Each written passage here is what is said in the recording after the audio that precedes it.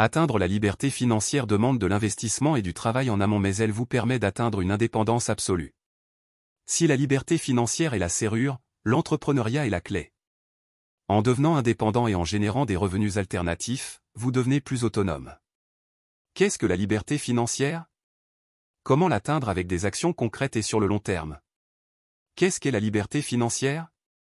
Libre de hiérarchie. La liberté financière se définit comme la capacité de ne plus être dépendant d'un emploi pour vivre. Liberté financière rime avec indépendance. Celle-ci suppose que vous n'échangiez plus votre temps contre de l'argent auprès d'un supérieur hiérarchique. Vous exercez une activité qui génère des revenus suffisants pour obtenir un niveau de vie confortable, sans nécessairement travailler au quotidien. Les personnes indépendantes financièrement sont celles qui n'ont pas besoin de travailler toute la semaine à heure fixe pour percevoir un revenu à la fin du mois. Pour cela, il vous faudra quitter le salariat. Libre d'organisation. La liberté financière se traduit par la possibilité de choisir quand vous souhaitez travailler, mais aussi où et si vous le souhaitez. Cela ne signifie donc pas nécessairement arrêter totalement de travailler, mais d'exercer des activités en accord avec vos envies et vous permettant de continuer de générer des revenus même quand vous vous accordez des loisirs. Ainsi, la personne financièrement libre est aussi libre dans sa gestion du temps.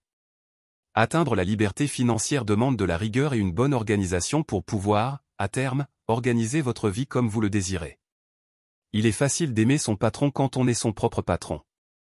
Merci de prendre quelques secondes pour vous abonner à la chaîne et activer la cloche pour ne manquer aucune de nos vidéos. Ceci étant, on continue. Se constituer un patrimoine, un levier pour la liberté financière? Pour Robert Kiyosaki, entrepreneur américain ayant défendu le concept d'éducation financière, comprenant la culture de l'entrepreneuriat et la maîtrise des techniques d'investissement, l'individu prétendant à la liberté financière doit se constituer un patrimoine. Pourquoi se créer un patrimoine? Le patrimoine est un terme à la fois financier et économique désignant l'ensemble des biens possédés par une personne à un instant T. Ce patrimoine peut être constitué de biens meubles et immeubles, mais aussi de créances ou de droits. Il peut donc prendre différentes formes et se constituer progressivement selon les besoins et les objectifs que vous vous fixez. Les raisons de se constituer un patrimoine sont multiples: compléter ses revenus, engranger un capital pour préparer sa retraite, s'assurer une certaine sécurité financière en cas d'accident de la vie, ou encore préparer sa succession. Lorsque l'on souhaite se constituer un patrimoine, il est essentiel de cibler ses priorités ainsi que ses objectifs afin de réaliser les investissements nécessaires. Se constituer un patrimoine peut permettre de le faire travailler au fil du temps et de se constituer ainsi des revenus réguliers. Les avantages sont doubles. Les revenus du patrimoine n'étant pas liés au temps de travail, ils ne sont pas limités. Vous n'avez pas nécessairement besoin d'être physiquement présent pour générer des revenus. Bien entendu, nous ne parlons pas d'argent magique. Obtenir ces revenus du patrimoine demande un investissement de départ, en temps, en argent et ou en réflexion stratégique. Toutefois, une fois mis en place, ces investissements représentent une réelle sécurité pour l'avenir. Comment se créer un patrimoine? L'exemple de l'entrepreneur en immobilier. L'immobilier est un puissant levier pour obtenir des revenus du patrimoine. Différentes options s'offrent à vous. Acheter pour louer à l'année, vous achetez un bien que vous louez à l'année. Cette stratégie ne nécessite que peu de présence et de gestion. Pour maximiser la rentabilité d'un bien, vous pouvez opter pour la division de grandes surfaces car les petites surfaces se louent plus cher du mètre carré.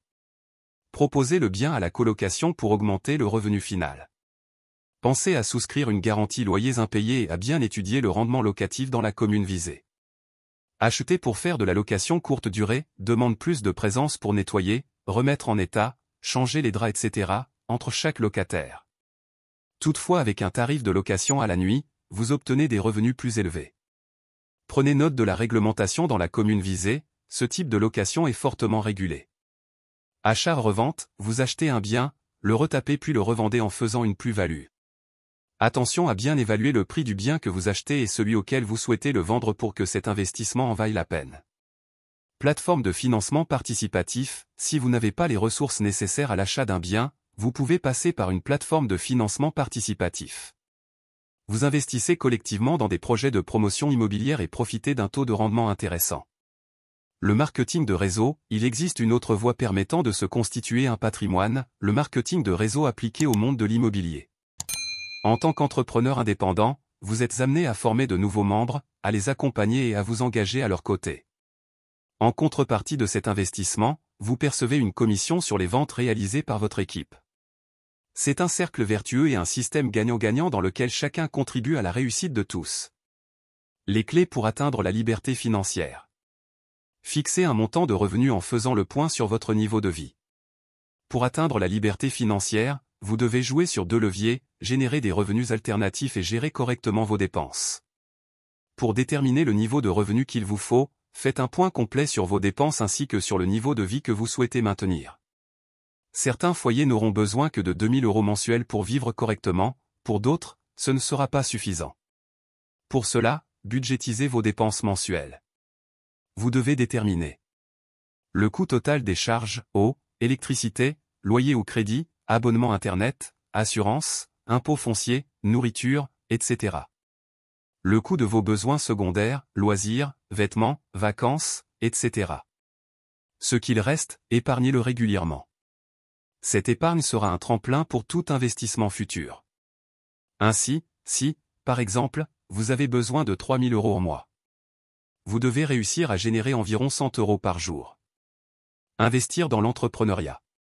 Créez l'activité qui vous ressemble et qui vous permettra de générer le niveau de revenu adéquat.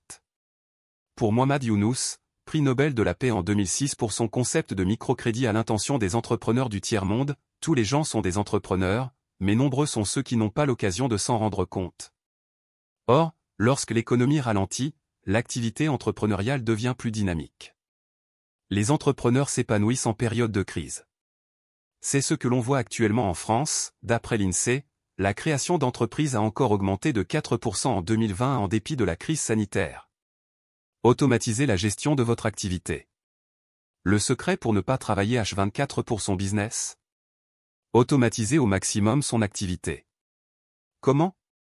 Par exemple, vous avez acheté un appartement en zone touristique pour le mettre en location de courte durée. Vous en êtes le propriétaire. À ce titre, vous avez réfléchi à votre stratégie d'investissement, trouvé les financements nécessaires, et peut-être rénover le bien. En revanche, toutes les tâches de gestion peuvent être déléguées à des professionnels, le ménage, la relation client ou encore la logistique. Pour gagner en liberté, confiez la gestion à des prestataires spécialisés, à une agence immobilière ou encore à une personne dédiée que vous embauchez. Si vous avez aimé la vidéo, merci de partager.